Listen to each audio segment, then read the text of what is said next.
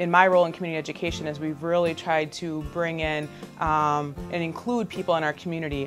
We have our CLC Boys and Girls Club centers that are big partners within our district, which is great because these aren't just our children that we educate 8 hours a day. They're our children in our community.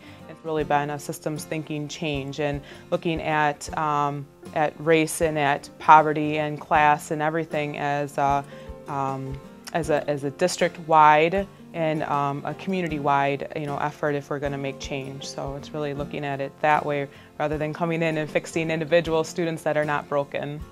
I've seen a lot of different things happening. One, it's getting more individuals in our district and our community involved in the conversation and just talking about race. I mean, that's something that people in our society don't even talk about, or friends, close friends that I have, or colleagues, can't address me as either a biracial individual or African American, and that alone is something that we need to change because we know that students sitting in your classroom feel that they're a black student, they're a Hispanic student, they're a Mexican student or a Mexican individual, and so if we're not able to address it, how are we ever going to be able to teach them? One of the themes of critical race theory is the counter story, and that's something that we've avoided.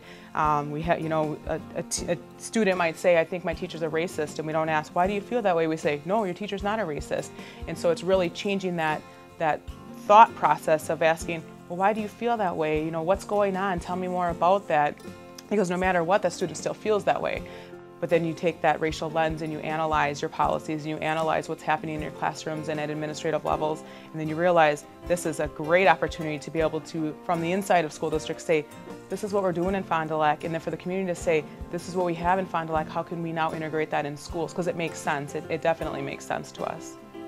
Some of the teachers they're re-evaluating their classroom practices and what they do, and they might not have the answers, and they say, I'm not sure what to do, but I know this isn't working, and they've seen changes in grades.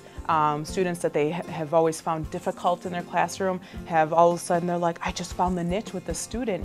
We're in the process of making a strategic plan as to what we need to do and looking at all of our policies and our board policy and our mission of our district and making sure we are educating every single student.